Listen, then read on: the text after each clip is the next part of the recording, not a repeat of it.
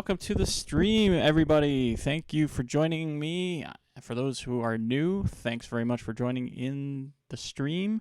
I am Kevin, and this is Karr Galaxy Studios, and I do education and entertainment channel, as well as look at some reviews of gear for cinematography and a few other hobbies, and this is a place for you to hang out. So, hello, everybody. How is everybody doing tonight? I see we got Urban Explorer in the chat. We got Eddie Smallhorn, Jenny Ty. Anybody else join us? I know Chris was in here earlier. So, just a couple of things to bring up during the stream here. You'll notice on the screen up, I always get this wrong. Over here, my mic's in the way. Over here, this is the stream boss here. So I'm accepting donations, and every time you knock me off here, you become the Galactic Ruler and add it to the crew roster down below here. So feel free to donate. Anything you can donate is appreciated. Now the stream boss is, I believe, set to $1 per 10 points. So $10 will knock me off the stream, and you become the Galactic Ruler for the duration of the stream. So a couple other things. Vidsummit. I wonder if anybody in the chat has got all their Vidsummit stuff together. Are you packed? Are you all ready to go? I am not. I have most of my gear packed, and I think I know what I'm bringing, but definitely not totally packed yet. I am getting excited. Lots of stuff I got to do this week. There's another video I'm going to put out. I put one out this past week. My back's a little sore.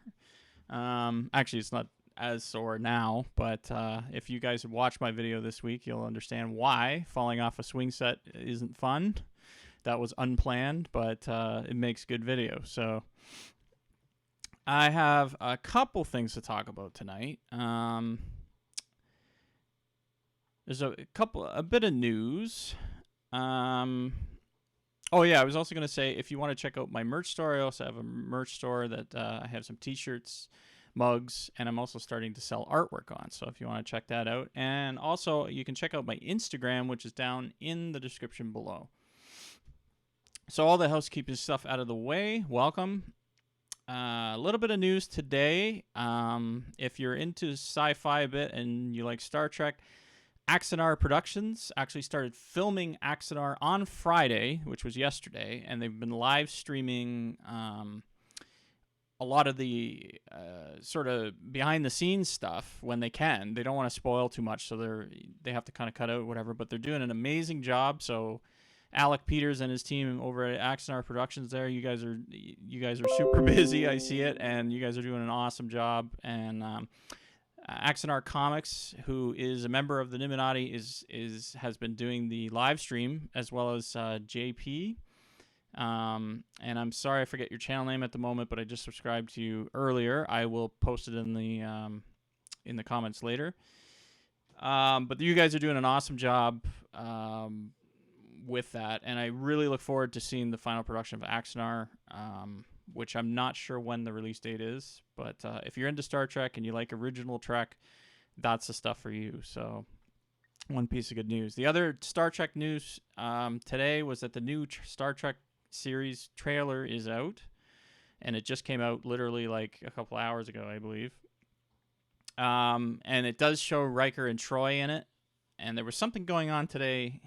I'm not sure exactly where, but I think that's why they released it. So I don't know whether there was a Picard talk somewhere or something, but anyway, a lot of the plot is starting to appear now, a little bit more in that trailer. So go check that out. It's on YouTube. Just type in Picard trailer 2019 and it should pop up. So Vidsummit, it's about a week away. We're looking at actually a bit more than a week. But we're going to be leaving in about a week and a bit. So getting ready for that.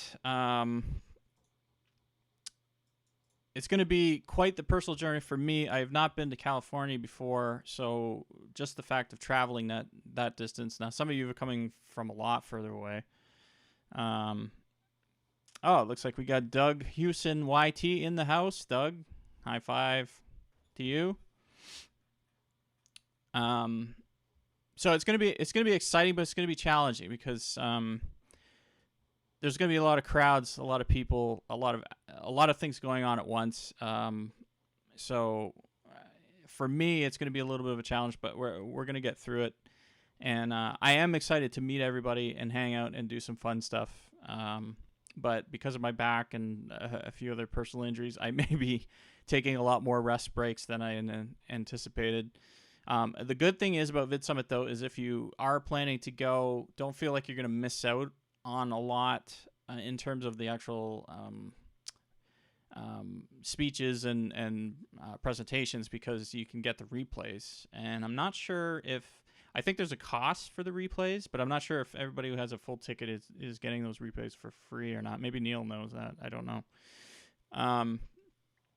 So anyway, because the thing last year, like even being on the live stream, it was very hectic in order to switch from room to room to room. And this year they seem to have sort of kept with that. They only got about 5 minutes or 10 minutes per room. So there are going to be some presentations I'll probably miss or not quite catch or whatever. So, but I am looking to, like the Mike Russell one for the audio, I'm looking to really go to that one.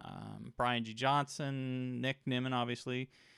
And is D speaking at that one too, or is he speaking with Nick? Anyway, that one I'm looking forward to. Mr. Beast, looking forward to hearing what he has to say. And Casey Neistat, Peter McKinnon. I mean, there's just so many presentations going on that like there's a bunch of new people that I don't know that well that I'm looking forward to get to know or to listen to their presentations. So there's just going to be it's going to be an information overload, and like they say, you only absorb about maybe 5 to 10% of it while you're there. So I'm glad the replays do exist, because it's going to be a lot of studying, a lot of thinking, a lot of planning when I come back from that trip. And hopefully I'll have a lot of footage to sort of do something with. One of the things I'm looking forward to doing is kind of doing a bit of a vlog, and just kind of going around recording some things, getting some aspects of the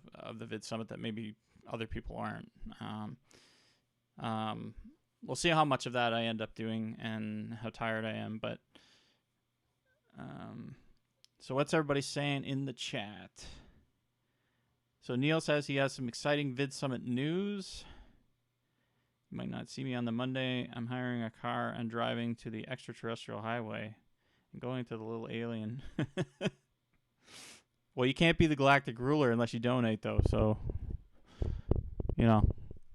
Plus, I don't know if you want to go to Area 51, if that's where you're talking about, because that's near Vegas. So that's quite a drive. That's like probably 4-hour drive. So if you're planning on going there, also don't go over the line. But oh, you're saying it's 6 hours? Yeah. Well, from LA to Vegas itself, I mean on Google it says something like 3.5, or 4.5 through the mountains or something. But Vegas is cool. If you have not been to Vegas, I highly recommend going. And a lot of people shy away from it because they're like, oh, well, I'm not into gambling. But it's not really about the gambling. Like Vegas, between Vegas and LA, like Vegas is more of the food mecca. So if you're really into food, all the major chefs are there. They have fantastic restaurants. The food is just tremendous. I don't think when we've been before, we've never eaten badly for sure. It's not cheap, mind you, but it's really good food there. So, and there's really great shows. The O Theater, for example, in the Bellagio, that's an awesome show. We recently saw the Michael Jackson show, which was at the Mandalay Bay. That was fantastic. I don't know if it's still there though, but and there's a bunch of other Cirque du Soleil shows that you can see, and they're really awesome too. So if you get a chance to go to Vegas, for sure. Let's see, what else did I want to talk about here? Oh, I was going to bring up some camera stuff. So they've announced the Hero 8. I know some of you have been talking about the GoPro Hero 8. I have a GoPro Hero 4, and I wouldn't say early, but I did end up buying, I ended up getting a couple of them, and I love the heroes. They're what I started out with on this channel. Actually, if you go back and, you know, the cringeworthy videos I did with, I did an archery video where I was the first one to sort of set off that archery stuff for a guy locally. He really enjoyed it. I think it got a couple thousand views or something. So that was really my first video with a GoPro, and I did all of the War at Sea videos on my channel. I was trying to get into that, and I went the extra mile with that, and I filmed all of that with GoPro Hero 4. So obviously the dark areas aren't as good, but they're just versatile. I mean, you can bring them anywhere. If you get the right mount, you can put them anywhere. So they're really handy film tools to add in addition to your sort of main cam. I've just found them, you know, invaluable. So the Hero 8, I was going to check out the specs with you guys. I have read a few reviews, and it looks good. I wish they would bring down the cost a lot more, especially now that they have a lot of competition, but I understand why they haven't. A lot of people tend to compare them to some of the, you know, third-party Asian variants and stuff. But the thing is, what the real core of the GoPros, if you're looking to get one, is that the codecs are so much better. They're a very proprietary programmed piece of hardware, and they put a lot of hardware into the unit to begin with. And what I mean by that in terms of codec is they've now switched to the H.265 codec in the Hero 8. I think you can still use the 264, but I'm not sure.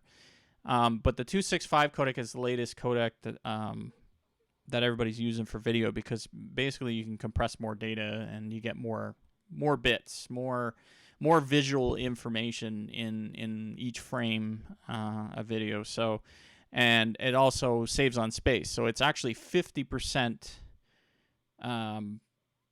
more efficient than H.264. So for every say 100 meg of filming, you're only doing 50 meg with H.265. So but it's very CPU intensive. So a lot of the newer tech has to be able to support it. Like before I did my upgrade to my video card, even on my main system, here I was not able to support H.265. My computer would just not play it. But so anyway, checking out the specs, I was just gonna go to the Hero or the GoPro website for a sec here. See if I can bring it up.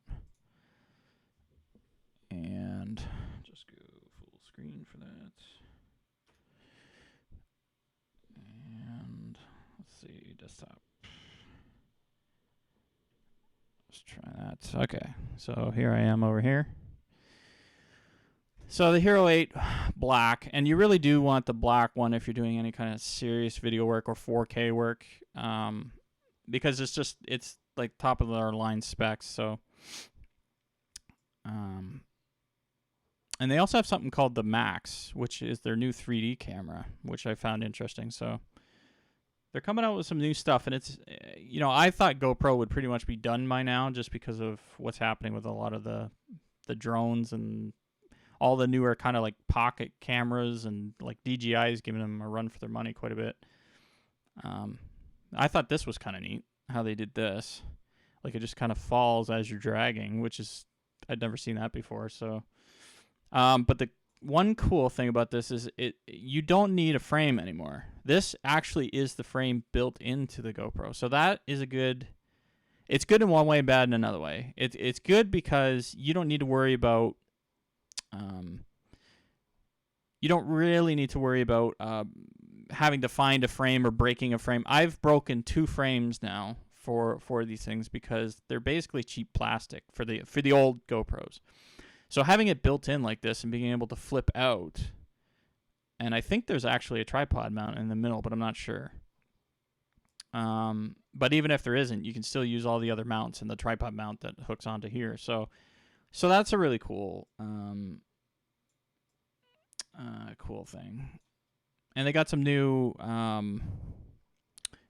accessories here. Now, if I scroll down a bit more, I think it goes down to the specs.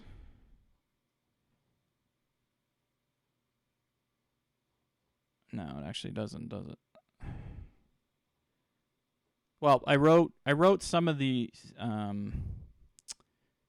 specs down that I have on my sheet, but I got to flip back here. So we'll just go back to here. And okay, so one of the things one of the reviewers was saying is that the lens is no longer replaceable on the Hero 8. So from Hero 5 through 7, I believe the lens was actually replaceable. Now, my Hero 4s, and I have silvers, I don't even have blacks, the lens isn't replaceable. It's still a fixed lens. So if you damage the lens, it's an expensive repair. I've never done it, thankfully. I've never had to do that. But the new lens apparently is made of Gorilla Glass. So that Gorilla Glass, for those who don't know, is the same as, I believe, on the iPhones. So they're kind of, it's made to be impact, sort of resistant. So yeah, so it's an all-enclosed unit now, but I don't think it's waterproof, so you still have to have some sort of waterproof seal on it, or one of those, but I don't think they have. With the old GoPros, you had to use the full enclosure to go underwater. So I'm not sure whether they still have one for that. I think I saw it on the screen there. So that's kind of bad in one way because you can't reuse your existing housing for these new ones. So you'd have to buy a totally new one if you upgrade to the 8. If you've already have GoPros. If you don't have GoPros, then you're going to have to buy all this stuff anyway. And there's a lot of accessories. Like, you can go accessory crazy with this stuff because you'll say, oh, well, there's an accessory for that. I need that. I need to buy more of these. I need to, it can get to be a little bit of an addiction. But anyway, so carrying on here. Oh, let me just go into the chat for a sec. Neil is saying the UK phone won't work in the US for recording. It's weird, so I'm forced to buy a GoPro. Okay, I'm not... Neil, if you want to clarify what you mean by that. Like, are you saying because your phone plan doesn't work over there, or because the phone itself for live streaming when you're going to the States? I'm not sure on what you mean. You're saying your cell won't record in the States? Why, is it geo-locked?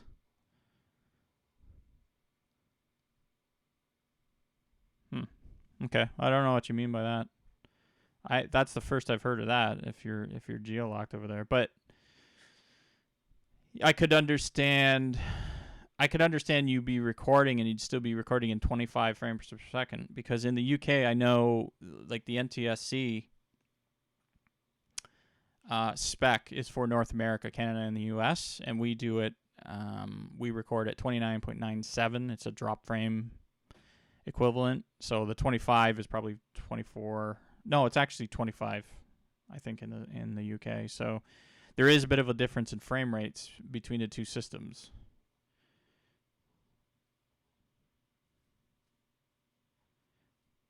Yeah, see, that's weird to me. See, once again, I'm not, and some of you may hurt me over this, but I'm not an Apple fan. Apple tends to try and protect you from yourself too much, and they overdo it to protect their own market. And I've heard too many horror stories. Their stuff's expensive, and I mean, stuff like this. Like, why can't you record when you're in the States? It doesn't make any sense. You take an Android anywhere in the world, you're still going to be able to record. It's just, like, you may have to deal with frame rate issues if you're dealing with a country system that's different. But most of us, I think... Actually, that's a good question, Neil. Do you upload in 25 frames per second, or do you actually conform to North American standards to upload to YouTube? I'd actually be interested in that. Or whether does YouTube do the conversion for you anyway? Like if you're doing 30, 29.97, which is ours, or 23.98 or whatever it is. I shoot mostly in 23.97, which is the drop frame equivalent of 24 frames per second. That's what you shoot for most of your television. Actual 24 is only for like a real cinema projector. When you're shooting, for actual cinema. So it's your end unit that really matters. So if you're shooting for television or YouTube in this case, which appears on television, it goes to the drop frame.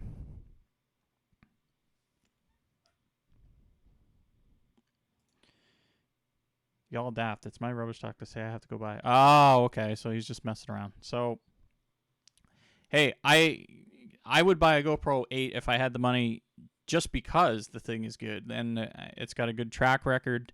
I had a few problems with the 4 when it first came out. Those got solved by the support, but I had to return a couple because they had a defect in them. But after that, I mean, they started to get increasingly better. They're just so versatile. I mean, not having one and then needing one when you have to shoot something is... I mean, you could use your phone, technically, and the phones are getting so good too, but the thing is, phones are so expensive. Like, if you were to get a Galaxy S10 and pay $1,000 for it, you could get 2 GoPro 8s for that, blacks, with their, and they're not interfered with texting or phone calls or emails or Instagram or Twitter posts or, that's the problem with your phone. If you want to dedicate something to a piece of tech that you can rely on every single time, you don't necessarily want to use your phone. For those one-offs, it's totally fine, but so you can get away with using a phone, but having that piece of tech in your gear and having that as an extra camera is helpful.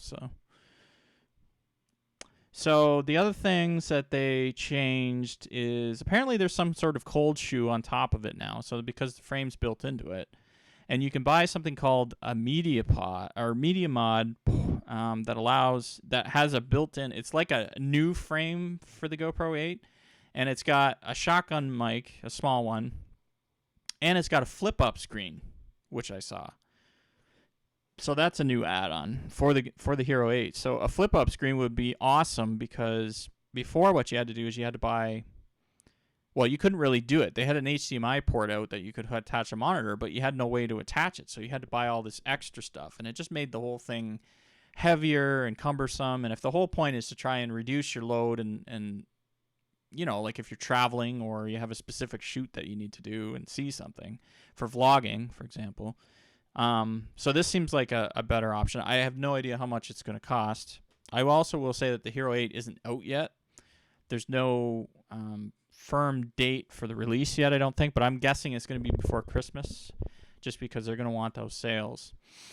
But hopefully that doesn't happen what happened with the Hero 4, which was there was a huge demand for the Hero 4 series, and then they couldn't fill production because there was problems in China. So hopefully that doesn't happen. Hopefully they learned their lesson. So if you are looking to get one, they'll have enough stock, and it won't be like a mad dash at Christmas time. So, like I said before, the new codec is the H.265. Now, they've probably modified that. I'm hoping they kept a version of ProTune so that you can do flat profile. I think they have, but the bit rates are 100 meg per second now, which really is 200 meg per second if you were doing H.264. So that is a good thing. They've actually doubled the megabits per second. You get a cleaner image out of the sensor, because you got more data to work with. Downside is file sizes will be... Actually, there's no real downside because the file sizes will be about the same, because before it was about 45 megabit per second on H.264. So now you're going to 100 at H.265. So half that, you're about at that 50. So it should be interesting to see that. And the cool thing about these is there's a live stream ability for 1080p for the first time on a GoPro in the Hero 8s. So I've wanted to do live streaming before with the Hero 4s. Can't do it. They don't even support it. Then the previous one, I think the Hero 7, GoPro Hero 7, I think allowed it, but it was only at 480p or something. So anyway, for multicam setups, I'm really interested in how that all works, because if they allow you to just kind of direct like a web address, you're going to be like to have a multicam setup attached to OBS. Can you imagine? Like you could have GoPros everywhere, you know, if you have enough money to buy all those GoPros. And there's different situations you could put them in. I mean, so from that aspect, it is pretty cool. Yeah, so we don't know the release date.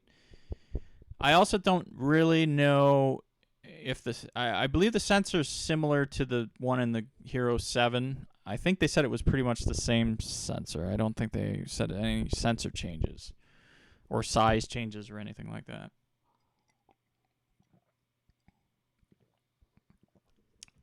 Anyway, so that's it for the Hero 8. If anybody's planning on getting one, down in the chat, let me know. Just do hashtag Hero 8. I'd like to get one eventually. I know there's a number of priorities, like Vidsummit, for example, and just keeping things running right at the moment. So, again, don't forget about the galactic ruler. Man, I'm terrible at this. The galactic ruler up there. I'm still there. Nobody's knocked me off yet. Okay, so just a quick note about the Vidsummit Switchblade tripod thing. I can't even remember what the name of it is. But we found out recently that everybody who's going to Vidsummit is going to get one of those, which is really cool. Some people have already got them in the mail. I didn't know if there was like a mailing list or anything, so I didn't know what I was supposed to set up with. But I'm looking forward to using it at Vidsummit because I don't want to bring my GorillaPod. So one of the times I've used my GorillaPod, my camera's too heavy, and I'll show you. This is the GH5 with a speed booster and an 18 to 35. That's what I'm bringing to Vidsummit. It's heavy, it's awkward, and it's long in that configuration. If I had a lighter lens, it'd be okay, but this thing has fallen off that GorillaPod a few times, and luckily nothing happened. But I know Peter McKinnon has a while back messed up his camera on it, and so that kind of started worrying me a little bit. But the new Switchblade that they're giving us apparently doesn't suffer from that because it's made of metal. They don't start shipping till Monday. Oh, are they shipping them though, or are they giving it to us in person? That's the one thing I wasn't sure about. I would love to, yeah, because if they ship it on Monday and it gets here and we're not here, that could be a problem. But anyway, they were talking about possible revisions they had to it. Somebody mentioned that they might have an integrated piece on the top, ball joint, for the next version. The other thing I was thinking about too is, like the GorillaPod, like there's no way to bend, or like if they had the Switchblade be able to have different positions, it might also work, or at least bend the feet or something so you can get lower or higher. I could see minor alterations like that, but this one doesn't have that. It's just regular, here you go, put it out, stand. But you have to be flat. So if they had something where the feet maybe rotated a bit, like if you were out in the wilderness or somewhere and you needed to set it down but it wasn't level, that might be something they might want to do in the next version. This one's great if you have a table or flat surface, from what I've seen. But that's the one downside I saw to it. But I'm excited to get one because it's just so damn convenient, and the packing it up is...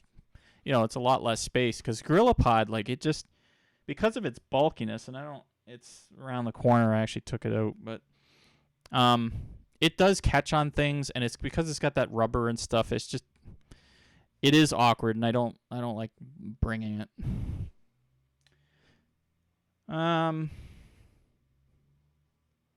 Okay, so another topic. Yeah, they just come out of crowdfunding, Neil. Yeah, I know that. But I think they're already thinking about other revisions, and then I think that could be why they're actually giving a whole bunch away. A, to get exposure, but also get a lot of feedback so that when they build the next one, and that's awesome. I totally applaud them for doing that. That is amazing, because the exposure they're going to get at Vidsummit from all of us using it and all our videos and everything is just fantastic. So,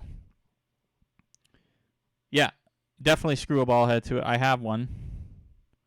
I'm actually bringing one so that if I get one there while I'm there, then I can do that.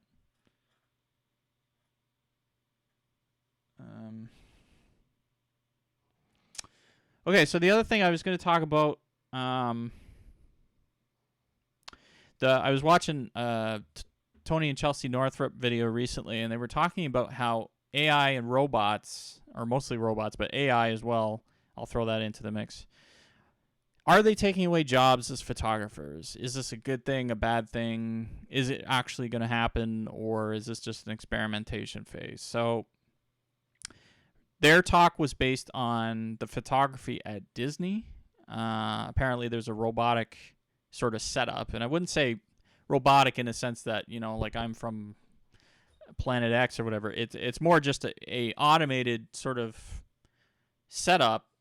They still had staff that I guess just positioned people in front of, and then the robot would determine itself when to shoot, how many to shoot, how to focus, and all that, and it would just take it automatically, spit out the whole thing, and away you go. So event photographers like that, or and I started thinking, I'm like, well, it's more efficient for the company. It's not so good for the photographer, but at the same time, those photo booths and stuff have been around for a long time, where people could just go up if they wanted a picture and go into them and take it. Now, I don't know how much different or what people think about that kind of stuff is, but the other thing I've recently been thinking about is, because with all this talk of the new graphics cards and the AI taking over, and there has been some videos out that I looked at where it shows that the AI can do more than just that, take the picture. They can now produce pictures.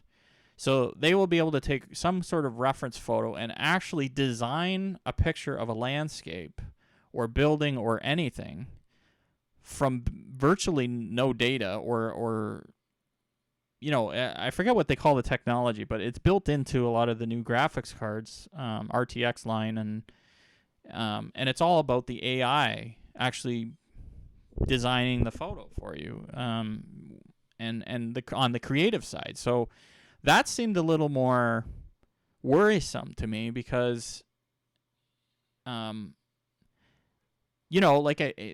we've always said about photographers being the creative eye, and you're paying for what's in my head, and then obviously the work that goes into producing the images or whatever. But what happens when robots and AIs become better photographers because they have more access to data, information at the time? They can see things we don't. Will there be a time where nobody's taking photography, because everybody's got like a tiny little ball that hovers beside you and will know what to do without you even instructing it? So is that where we're going or not? So I just wanted to get your guys' feeling on sort of what do you think's going to happen? And I know it's highly speculative, but can AI and robots totally replace humans? And are we okay with that? Are we not? Yeah. Yeah, so Eddie in the chat, he was talking about, it's not really Judgment Day, but it sort of is, because AI and robots are taking over a lot of jobs that humans are. So what are humans going to do? We have to find new ways or explore the galaxy is what we have to do. You see that tie-in, right? The galaxy. I really need like a visual thing to come out here to tell me, okay, that's where I got a point. Anyway. So, I'm just going to scroll back in the chat just to see if I missed anybody.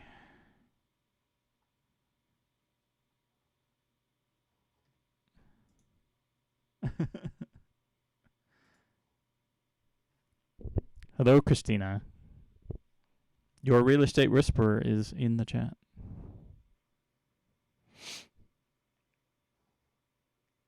Okay, so that was just kind of a side note. So moving on YouTube stuff, I was curious as to why, and this is kind of a debate question.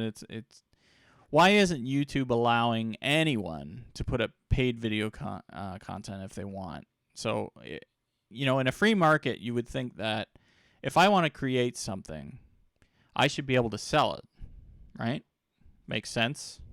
You buy something, you want to resell it, you just go resell it. You don't have to have a contract with somebody to sell it. So why then does YouTube not allow people to actually try and make even more opportunity on their channel by just putting up something to sell?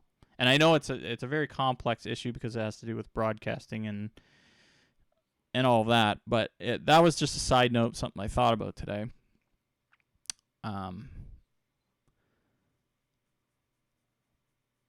So, as far as cameras go, what is important to you in a camera? Most of us are YouTubers here. Some of us aren't. Some of us are just photographers or a mix of both. Resolution, usability, battery life, megapixels. It's going to really depend on what you're doing with the camera and sort of what types of work. Are you doing it professionally? Are you just doing it for fun? And then again, what's your budget? So, what do you like to do with your camera?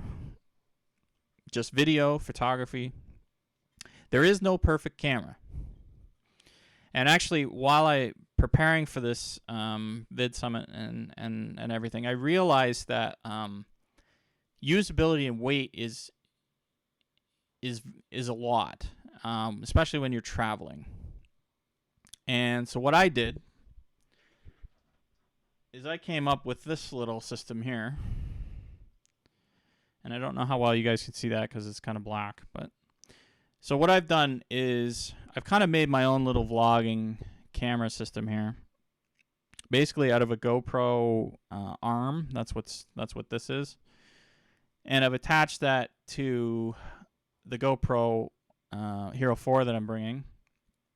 And I went and bought this a while ago.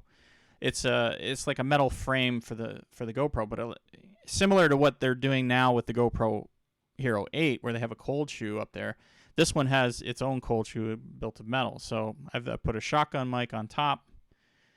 I bought this specialty cable right here.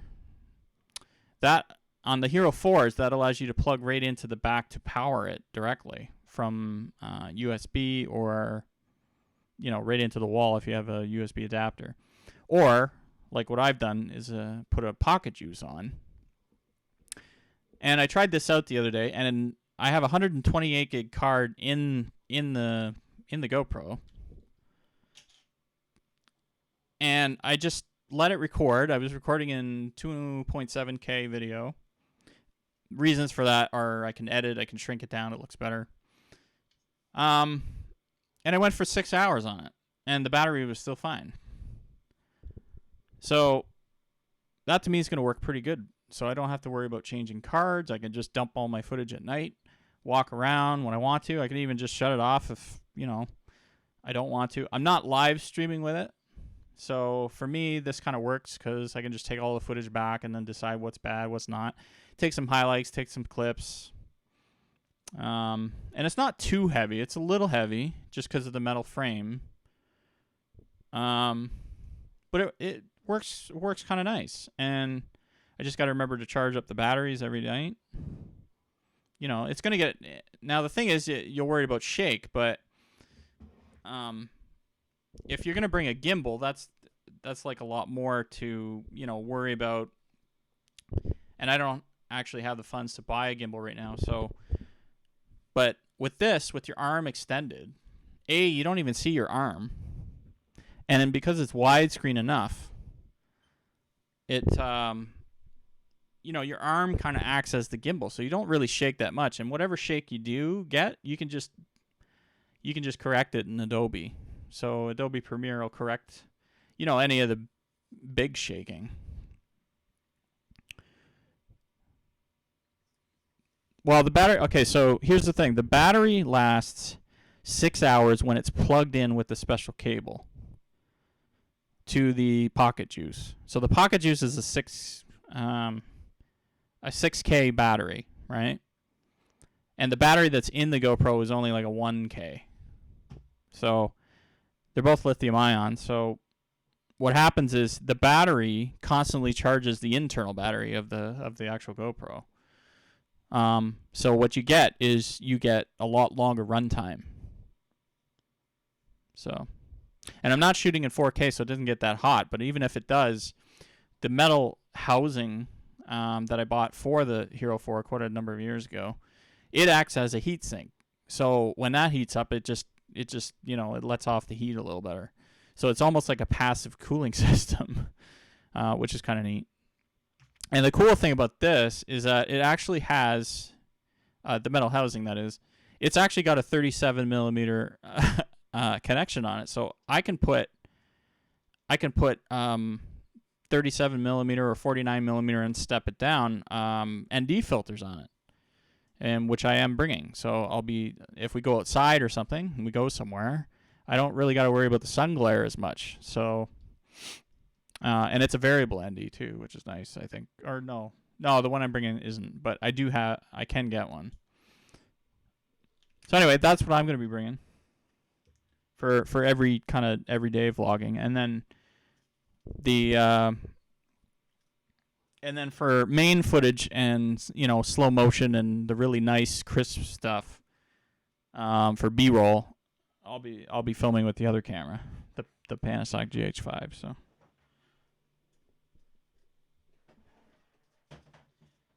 I'm gonna try to get out my this week. I'm gonna be doing a what's in my camera bag, and it's just a little video to show what I'm bringing in the camera bag. I'll probably be releasing that the week of Vidsummit.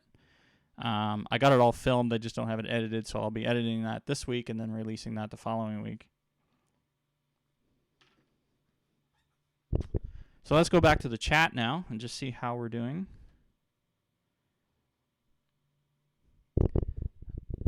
Okay, Neil said something about Karr fire.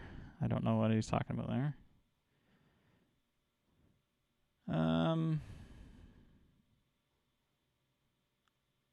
with screens front and back. Not sure what you guys are talking about. Are you talking about an iPhone?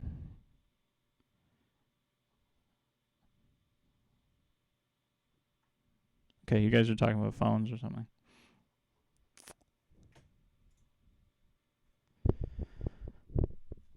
Okay, so yes, so basically I'm going to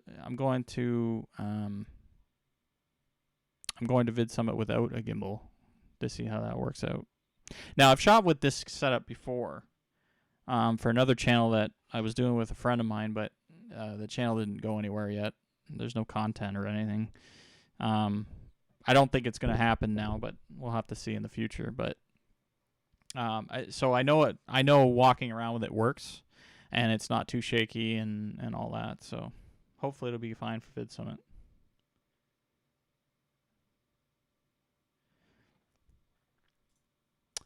Actually, the one question I have for Doug is about the YouTube verification and what ended up happening with that. Did they end up rolling everything back? And I kind of wanted to get opinions on, like, do we even, like, what does verification mean to most of you guys? Is it just a security thing or acknowledgement thing, or, verifying that you are who you are? Is that really what it's for, or is it verifying that you've passed certain courses and stuff? Because in my mind, verification there's a bunch of different factors to do with it. So I was kind of wondering how that all worked out, because we went through a bunch of stuff with that. And I was going to mention it last week because I think it happened a couple of weeks ago, where they said they did it, they made a mistake or something at YouTube, and then they were going to roll it back, but I had no idea what the end result of that was, whether everybody got it back or not. Let's see. I don't even know is Doug still in the chat?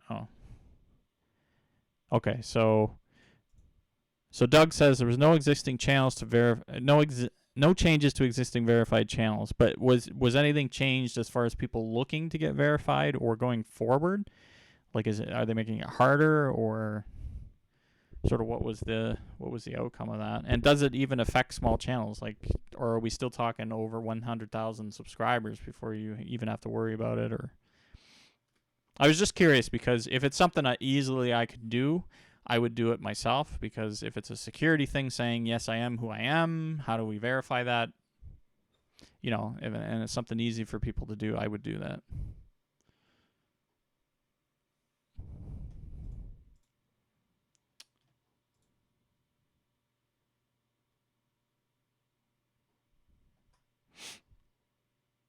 Well, that again, the who cares part is, you know, you don't want to get spammed or somebody to hack your channel, for example. Okay, so that would be on the security end. If it's just a, yeah, I'm cool thing, then, you know, some people might like that, some people don't. Like, my point was, what was the actual goal of that system, and do we need it?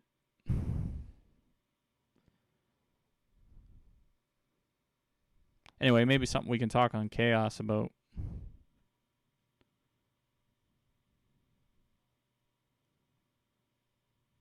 Or maybe on Doug's stream. Okay, so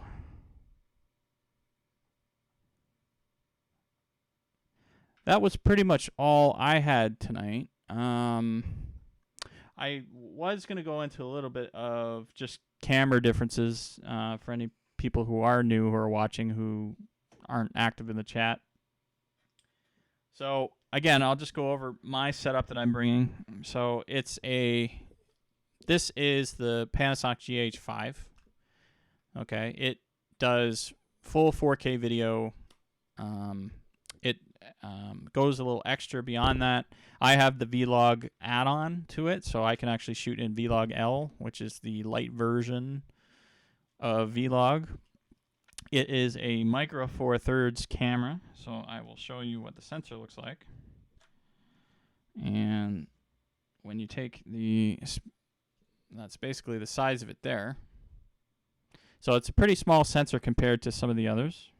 It has active in-body stabilization, which is a huge, huge thing for me when I'm shooting and run and gun stuff. So anybody who's shooting, you know, events or just things that happen a lot and you got to move around a lot, you just need something that's gonna work. The IBIS in the GH5 is amazing. You can get some really, really nice shots that look like they were shot with gimbal, but not.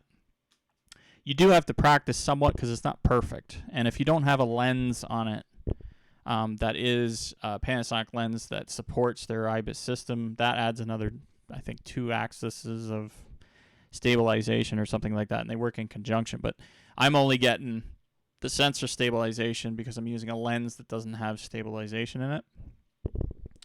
So this little guy here, I did a video on a while ago. It got a lot of views. It is called the Viltrox EFM2 speed booster adapter. That allows me to convert Canon lenses, which are EF lenses, to the micro four thirds mount.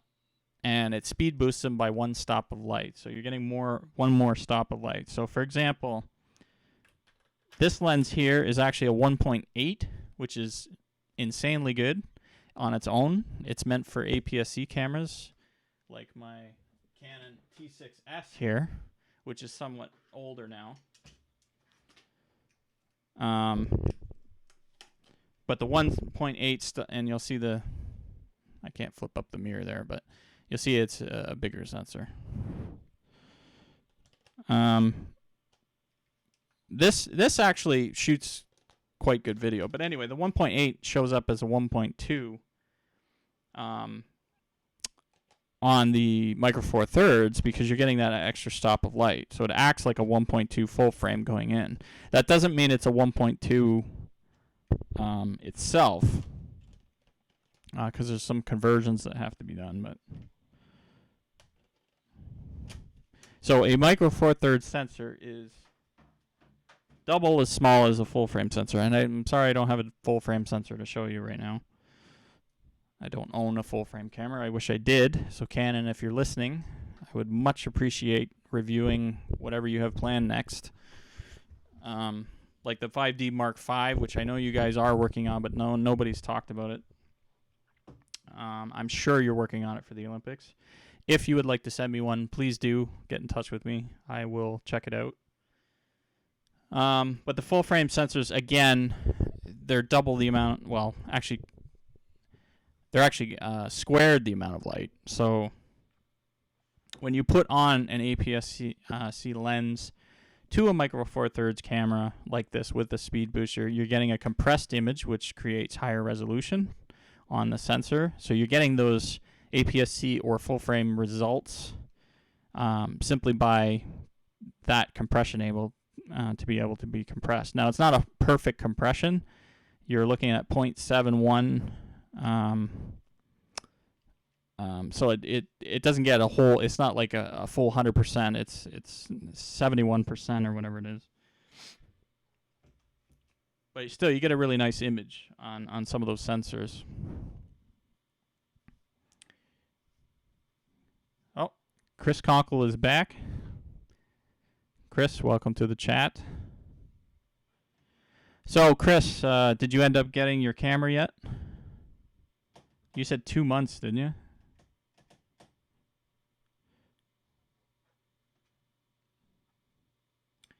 So, let's see what else is going on in the chat here.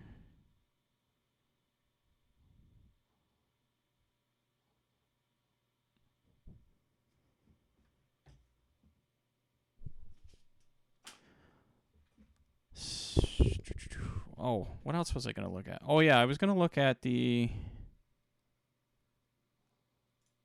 NAR box thing that Peter reviewed. Now, I didn't watch his video yet, but I was checking this out, and I'll flip over to this.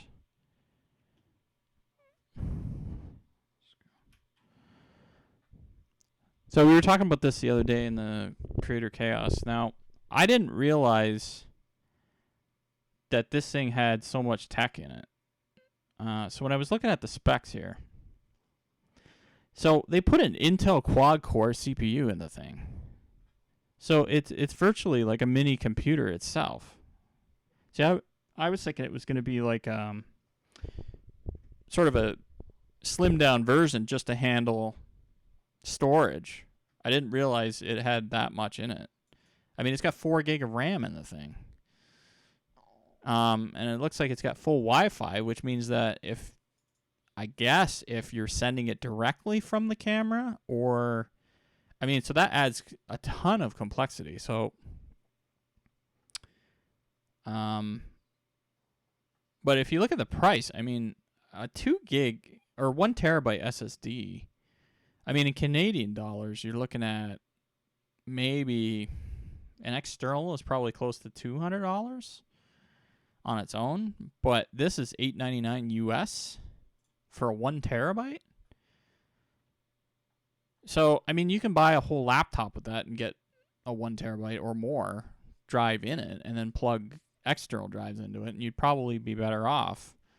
But for portability, like, I was trying to come up with a case usage for this. Like, I guess if you're on a really, really restricted travel, or you're going overseas and you're going to be in an area that, you know, it doesn't have anywhere to plug in, because this has its own battery in it too, which I was a little bit surprised to see that. I thought it would be USB powered.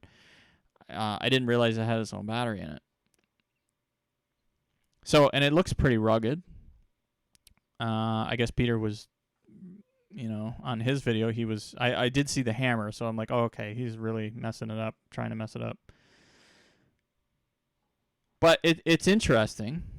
This was a little disconcerting. The SD transfer is only 75 megabytes a second. That's not fast.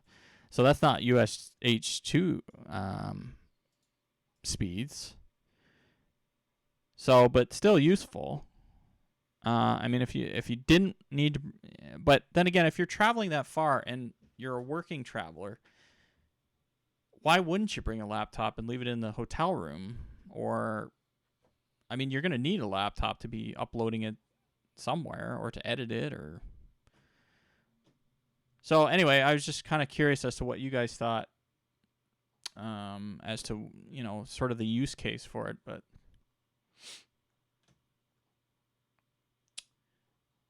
let's see who we got in the chat.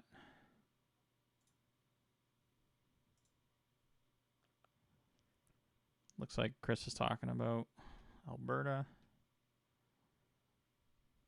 Chris, are you getting a van? Is that what Neil's trying to convince you? I thought about getting a van at one point, but it was more to do with me not making it and having to sell everything and move into a van. But hopefully that doesn't happen, but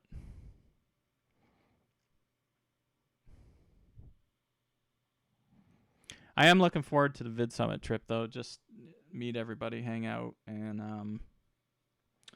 I'm not sure how people are really getting around in California. I think everybody's going to be taking Ubers, but I'm hoping we can do some ride sharing if people are going the same way. Also, I was kind of asking earlier if anybody's planning on going on some outings, because we're planning on going at least on one outing to Universal Studios. I'm hoping to get there because I've heard it's like really cool to do that. So a lot of stuff to do, like sets that are basically a set theme park, and it's the coolest one to see. I looked at a bunch of other ones like Paramount Studios and stuff, but I do like those ones too, but they just seemed a bit expensive for what you're actually getting. So if anybody's up for that while we're at VidSummit, let me know.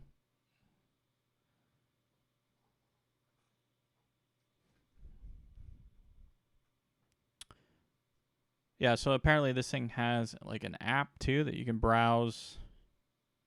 So you browse all your files on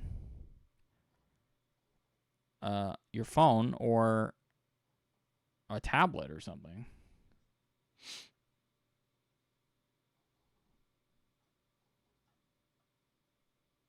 So I think I guess your phone kind of works because you'd have your phone with you, but I wouldn't want to bring a tablet or laptop because then you defeat the purpose of buying the thing in the first place. But I really would like to check it out though. So I mean, if Narbox, if you're watching, you want to send me one, I'm totally open to checking it out and really getting a feel for it. Maybe doing a review. But that's all I can say really about that. So. Go back to the chat again. Yeah, the weather in California is going to be pretty nice, actually. I was looking at it earlier. I think it was in the mid-20s during the day, sometimes getting up a little bit around 28. But the nighttime is going to be cooler. So I think it was like, and now I'm talking Celsius here, not Fahrenheit. Yeah, I'm Canadian, so a lot of times it's in Celsius. So I'm guessing that the night times are going to be around mid-50s, 60s, something like that Fahrenheit, and the day times are going to be 80s and 90s. So, kind of sucks in one way because you kind of got to, like if you wear long pants, and plus you're in air conditioning in the hotel, so you're going to be confused as to what to wear when, but I guess if you can bring like a pullover or something, you'll be fine. I know Neil was making fun of me because my last video had flowers in it, and I said, smell the flowers, and everybody was saying, but winter is coming. And I'm like, yes, I know, and so does Jon Snow from Game of Thrones, but the thing is, it hasn't really hit, today has been cooler here, so I shot that, when did I shoot that, like a week or so ago, more than that, and the flowers were still out, but now everything's starting to sort of die up, so, but we don't have snow yet, but I know Edmonton, where was it in Alberta that got hit? Somebody got hit by a really big snowstorm. It was on the news. Anyway, they woke up and there was like 3 feet of snow or something.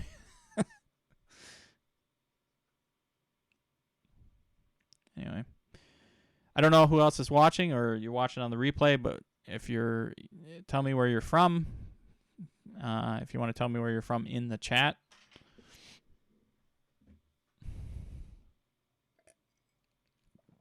The Urban Explorer is from the UK. Chris is from Alberta, Canada. I'm in Ontario, Canada. And we have some people from Louisiana here, Eddie and Christina.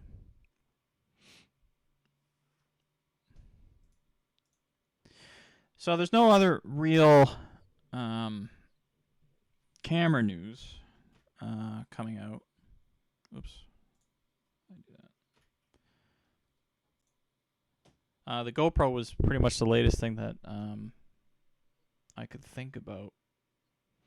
I am excited to see them start to develop new anamorphic lenses for Micro Four Thirds systems, but they're still way out of my price range. But for any indie film productions and stuff, that's a good sign because it means more and more stuff can get created at lower cost and less rentals. Some of the rentals on some of those lenses that they use for the big productions is just crazy. I mean, the actual owning cost. I was looking at, there was a Netflix show we were watching. It was behind the scenes on one of the Life ones. There's a Canon lens that's like, I think it's like an 18 to 1000 lens. And the thing, like it was like 120,000 or no, 70, was it $70,000 just for that lens? It was motorized and it was really smooth and had all the cine stuff on it. And I was just like, wow. I'm like, they really price these things like, I mean, I know the glass and the stuff that goes into them are you know, it's a lot of work and they're high quality products for sure. Don't get me wrong. But when you look at the consumer base, like even I think $3,000 is really expensive for a 70 to 200 lens.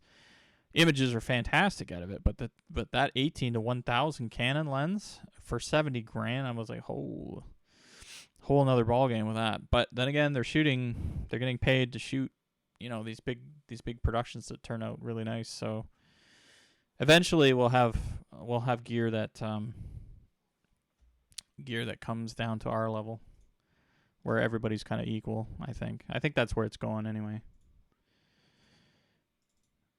Just have to get my screen smaller here. Oops. Okay, so that's about all the stream I have for today. I'd like to thank everybody for joining. And if you haven't subscribed yet or checked out my website for merch or checked out my YouTube channel itself, they're down in the description below. Take a look, see if there's anything you like there. Don't forget to share, subscribe, and all that good stuff. And I will see you on the next one. I probably won't be streaming next week because we're at Vidsummit. And don't forget to hit a like on your way out as well, so that you can let YouTube know that you like and enjoy the content. And leave a comment, too, in the comment section down below after the video, and let me know if there's anything else you particularly want to talk about, and I can include them in future live streams. So with that, I will say good night, and we shall see you at Vidsummit, which will be the next time you'll see me live, probably on everybody's camera. So anyway, have a good night, everybody, and thanks very much.